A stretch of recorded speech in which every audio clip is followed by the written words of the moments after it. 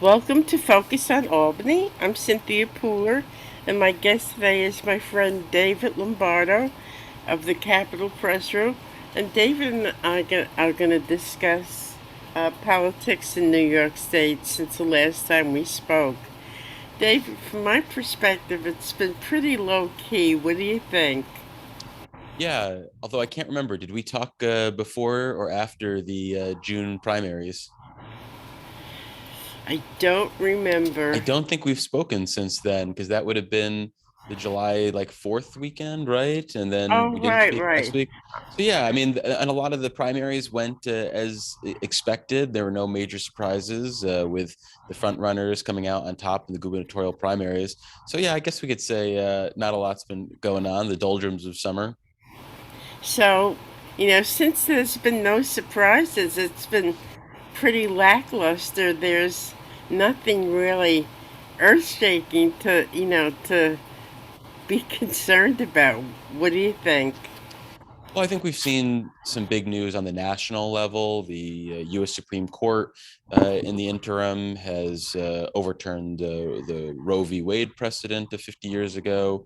We had the state's long established gun permitting system tossed out by the U.S. Supreme Court. And in response, we've seen in some legislative action here at the Capitol with lawmakers returning to Albany for what's deemed an extraordinary session where the governor sets an agenda. And in this case, it was to pass a constitutional amendment dealing with equal rights, including access to an abortion, as well as a big gun control package designed to replace the law that was tossed out by the Supreme Court. So, when after the results of the primary, nothing surprising happened. So, do you think there's going to be any surprises in the going towards the general election? I think there's the potential for some interesting results in November. We're expecting a red wave year, and which means in a blue state that you might have the potential for some Republican pickups in what would be otherwise Democratic seats. In the interim, though, we're going to see a set of congressional and state primaries in August. Where there's the possibility for some long running incumbents like Jerry Nadler and Carolyn Maloney to potentially be shown the door. There's also, I guess, what we call maybe round two of the establishment Democrats against the left wing Democrats, primarily in the state Senate, but in some congressional primaries as well. For example, the head of the DCCC, Sean Patrick Maloney, who represents a Hudson Valley congressional district, will be challenged from his left by State Senator Alessandra Biaggi for the Democratic nomination in the new 17th congressional district. In the 10th congressional district, we have an open seat where everybody and their mother appears to be running, including here from Albany, Assemblymember Yulee New, the former mayor of New York City, Bill de Blasio. So that's definitely an exciting one to watch for. But when I think about those June primaries, there were a few races down the ballot that definitely piqued my interest in the aftermath. For example, Assemblyman Kevin Cahill, who served since the 90s. He was a Hudson Valley Democrat from Ulster County. He lost a primary to a Democratic Socialist backed candidate, Sarahana Shrestha. And that was a really interesting race. But as we've spoken with the head of the Democratic Party in New York, Jay Jacobs, he's made the case that the June primaries were really a win for the establishment Democrats, putting aside the handful of races where the incumbents or the establishment backed candidates lost, basically saying that in the majority of these races, we held on, and that that means the establishment wing is the preferred wing of the party. And he was really not interested in doing a lot of introspection when we talked to him about the direction of the party moving forward. So, do you think the direction of the party is going to be status quo? Yeah, I think for the most part, especially if you have a ticket with Kathy Hochul on it, that's an establishment ticket. It's a moderate ticket. You know, she identifies as a Joe Biden Democrat, a Franklin Roosevelt Democrat. But I think we will still see the party pushed by the fringes.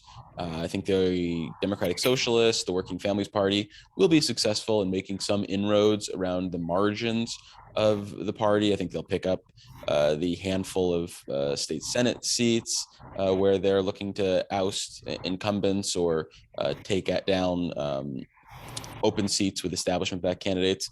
And I think that has a ripple effect into next year and how we view the legislative session, because you'll have the leaders, Assembly Speaker Carl Hastie and Senate Majority Leader Andrew Stewart Cousins, needing to consider these members as they go about trying to build a coalition.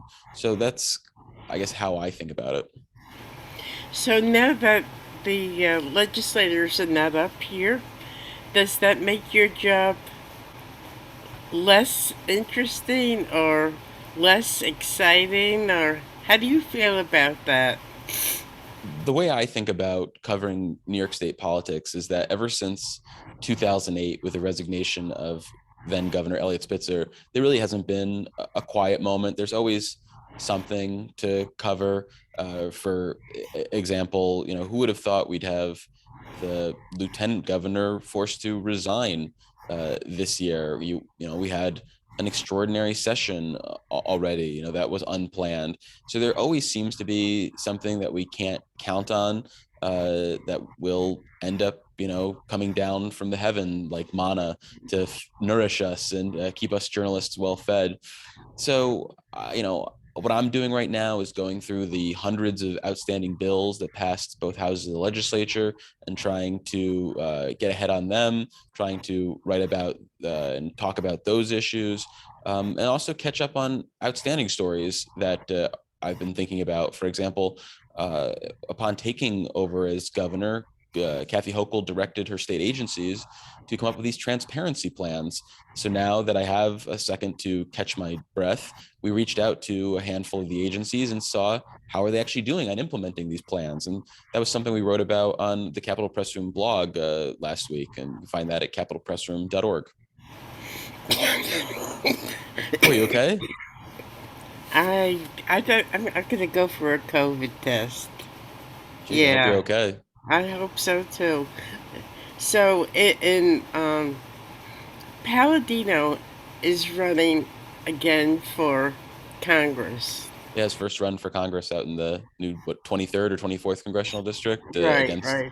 And he's Republican being chairman. challenged by the Republican chairman, and I find that a little interesting.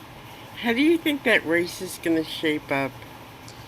So I have to admit, I don't have a great feel for the politics of Western New York.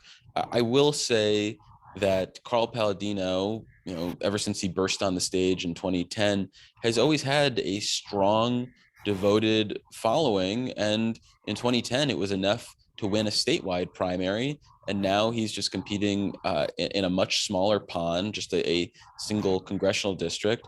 And I think there is some bad, I guess, blood toward Nick Langworthy, at least among the establishment Republicans, who kind of argue that he's trying to serve two masters here. One being the state party in his capacity as chairman, but two, that he's trying to serve himself. And how do you balance those two potentially competing odds? We've seen with Sean Patrick Maloney, who we mentioned earlier, as head of the DCCC, that maybe he wasn't putting his he had a tough time balancing his two roles when redistricting happened, because he immediately challenged, potentially one of his fellow Democrats by what district he chose to run in, essentially putting himself before his role as head of the DCCC. And I think we're seeing something similar play out with Nick Langworthy. So I think he's more of a traditional Republican candidate. And I think that we're seeing he can lock up traditional Republican support, but that hasn't always translated to wins in Republican primaries. People who are viewed as establishment in the GOP can be, punished for that. We've seen people like Donald Trump, who were not the preferred candidates of their party back in 2016, able to, disrupt the party. And that's kind of the same energy that Carl Palladino brings to this race. So I would be loath to predict who's going to win, but I wouldn't be surprised with either candidate winning. What you mentioned the Sean Patrick Maloney and Alessandra Biaggi race. How's that going? It's a scrappy race at this point. Sean Patrick Maloney needs to be considered the front runner in that race. He's represented at least part of the district before. It's a shared media market, so there is some overlap regardless of who's actually been able to vote for him in the past. So they probably know his name. He's got a fundraising advantage that he'll be able to flex down the stretch with this race in the final month. But Alessandra Biaggi is kind of running the same sort of playbook that she did in 2018 when she unseated Jeff Klein, then the head of the Senate Independent Democratic Conference. She's stressing her liberal bona fides. She's highlighting where Sean Patrick Maloney is either maybe too moderate for some Democratic voters or actually lined up with or friendly with Republicans. They've highlighted some of the fundraising that he's done, some of the money that he's accepted for trips, the way he's kind of led the Democratic Congressional Campaign Committee. So it's kind of set up with that same dynamic. It was an upset when Biaggi won in 2018, through the lens of history, and with the benefit of hindsight, we can kind of see that one coming. But maybe in September, we'll look back on that race and say, yeah, I should have seen Biaggi's victory coming. She has a lot of work to do to actually get Sean Patrick Maloney out of there. She's really going to have to build up a base of support that I'm suspect she actually has at this point. But with enough energy from the Working Families Party and from these liberal community groups that have backed her, maybe they can build up a coalition to unseat him. Do you? And Oh, the other thing I should point out, though, is it's going to be an insanely low turnout election. We saw a low turnout in June. It's going to be even lower in August. So, maybe that benefits Biaggi because her voters are particularly motivated, whereas the voters who might turn out for Sean Patrick Maloney don't really think about this race. They might think, I voted in June, I'm all set. Maybe he's got enough labor support where they can actively get their voters out. But I think the low turnout that's expected will benefit Biaggi. So when you say low turnout, give me a number. What percentage? So if I remember correctly, I think the June primary, about 16% of registered Democratic primary voters actually participated in that election. And I think we'll be below that. I think, I would be shocked if we're below 10%, in part because with a statewide primary on the ballot, all Democrats had something that they could turn out and vote for. I don't think a lot of people, especially in a redistricting year, are cognizant of the fact that they might have an election going on in their district that they're eligible for in August. They might, A, not know that there's a race going on. B, they might not know that they live in that community where there's a race going on, unless they're being heavily targeted with mail, like direct mail that's reminding them to vote. Plus, people just aren't used to voting in August. For years, we had a September primary that's changed to supposed to be just a June primary. Redistricting in the courts kind of threw that out. So people also aren't used to voting in August. Maybe early voting, maybe mail-in voting will beef up that number a little bit, but I'm skeptical. We have seen that so far that early voting has not resulted in any increases in turnout. Are you in favor of keeping early voting? Because I read an article in Times Union the other day that it's not been really successful. What's your opinion? I guess the idea of whether it's been successful or not is kind of based on how you want to judge it. If you want to judge it based on how much we're spending on elections and how many votes we're actually getting compared to, say, prior to early voting, then I think an argument could be made that it's not very successful because we have not seen dramatic increases in turnout that are attributable to early voting, but we have seen local governments and the state need to pay more money to actually open the polls for 10 additional days this year, 20 additional days because we have two primaries. Right. So if those are the metrics that you want to judge it by, then yeah, I think it's fair to say that it has not been super successful. If the argument is I just want to make it easier for people to vote, make it a little less stressful, and maybe down the road as we have early voting become more and more ingrained in our society, that it will pay off, then I think people would say it is successful. Like we talked about in terms of the multiple primaries, this is not something that we've been doing for very long in New York. And I think some people are still uncomfortable with when to vote and how to vote. So I think there could be an argument made that we really need to reinforce this idea of early voting. And I think there's more to be done about engaging voters. I think what we saw in terms of what does affect turnout, letting everyone vote via mail does impact turnout. Sending people ballots applications for ballots does impact turnout.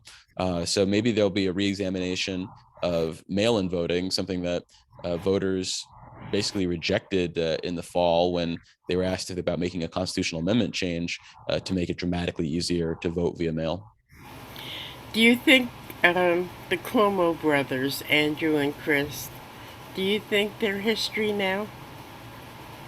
I think that Andrew Cuomo will be a figure in Albany politics for the foreseeable future. He's like the boogeyman. He's like, some horror villain who you really can't kill, and he's going to have a presence. He looms over a lot of the decisions that are made in Albany. I mean, he ran Albany for more than a decade. So as a result, a lot of the responses that we see now are a response to policies he enacted or championed.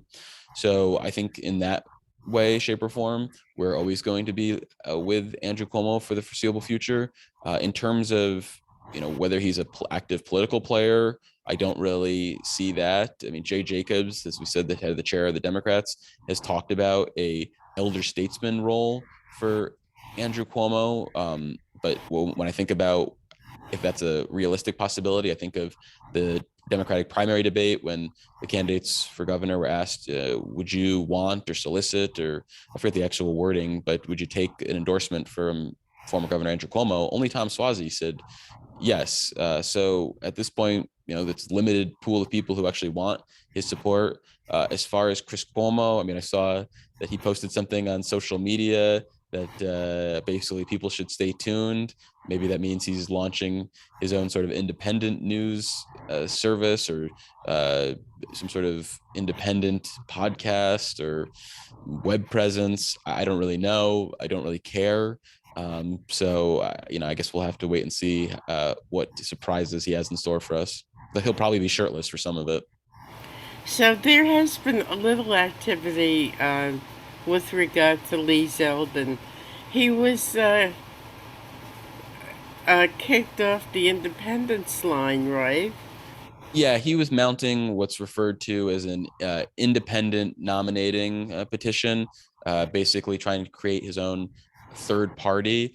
And when the petitions, the signatures that were collected, were reviewed by the State Board of Elections to check for their validity, it was determined that he was thousands of signatures short, in part because, according to reporting by my colleagues, reporting that was in large part facilitated by the Hochul administration, his campaign appeared to have submitted photocopied signatures, so signatures that were valid, and but then photocopied so they could be counted multiple times. And I shouldn't necessarily say his campaign, but also supporters of his. But what I found very interesting is that Diane Sayre, who's running for United States Senate against Chuck Schumer, she was in on that action. She's not, she had nothing to do with the governor's race. And I'm just wondering why she would get involved in something like that when her goal is the United States Senate? Well, the independent lines can be used all across the ballot, from governor and U.S. Senate in this year's election, all the way down to an assembly race. We saw in Westchester County, someone was, I think, trying to create like the parent party or something like that, and that wasn't a ticket that was going to be statewide. So that's how those third-party independent petitions can be utilized. I say, hmm. So, from your perspective, what do you see up and coming? That's going to be a lot of fun for you. Well, like I said, we're focusing a lot on the bills that made it through the legislature this year. I mean, there were hundreds passing both houses in the waning days of the legislative session. But I'm also really interested to see how the Supreme Court's overturning of Roe and what that means in states with strict abortion restrictions means for New York. Are we going to see a big influx of patients looking for abortions coming from Pennsylvania, Ohio, other states even further away? And what does that mean for our providers? And we've already seen the state allocate about $35 million towards beefing up our capacity and our security. Will there need to be additional measures? Will there be unforeseen consequences of this? So I'm definitely interested in that. I'm interested in whatever sort of legal challenge and legal decisions that will stem from the state's recently adopted gun control laws. I think that's going to be a ongoing journey for months, if not years. We recently had the announcement that the head of the state's top court, the Court of Appeals, Judge DiFiore, will be stepping down this year, ending kind of a tumultuous run as chief judge. And so we'll get a top pick from Kathy Hochul to lead the court. And it's not just the Court of Appeals that she's responsible for running. She basically becomes the de facto administrator for the entire judicial system, identifying budget priorities, identifying how resources will be allocated. So that's going to have a big impact on the court system moving forward, and could set up for another fight between progressives and the establishment wing of the Democratic Party, because progressives are really hoping for I guess, a more liberal top judge than DiFiore, who, while a Democrat, is more conservative than a lot of Democrats in New York. Do you think the progressive are making inroads in New York State politics? Yes, I do. I think they are constantly gaining a foothold in New York. I mean, in the June primaries, we saw them make a headway outside of New York City for the first time, winning an assembly primary in the Ulster County area. I think the thing to watch for, though, is just the rate of their growth. Is it exponential the way it was in 2020, where they picked up a handful of new seats, or is it a lot more incremental, where it's maybe one or two? Because that really impacts the rate of change that you'll see in Albany. Because if it is one or two, then the establishment can really hold on to power, continue to set the agenda as it sees fit. If it's three, four, five, then that really begins to influence the makeup of the Democratic majorities. And I think it has a real impact then on the legislative session, on the budget, and even about the Democratic Party nationally, because New York is such a high profile state for Democrats. What's coming down the road for you on Capitol Press Room? Well, this week, listeners will get to hear us speak with the head of Oasis, which handles addiction and alcohol and substance abuse programs. They're responsible, along with the Office of Mental Health, for rolling out $71 million for this new crisis stabilization centers. We're also talking with freshman state senator Elijah Reichlin Melnick, a Hudson Valley Democrat, about his first term in office and what he learned and what the experience was like, and where do you go from here. So we're all pretty excited about looking back at the last 2 years, but also looking ahead with these elections. And we're going to be covering the replacement of Judge Janet DiFiore at the state's top court. So there's plenty to do, and you can hear it all on your local radio stations, when you can find the schedule for where we are playing and when we're playing on our website, capitalpressroom.org, where we also post written content. And if you just want to get the show as a podcast, you can download it wherever you download your favorite shows. Thank you, Dave. You've been listening to David Lombardo. I'm Cynthia Pooler. This is Focus on Albany, and if you like this show, please subscribe to my YouTube page. Have a wonderful day, Dave, and Thanks, thank you Cynthia. everybody for listening.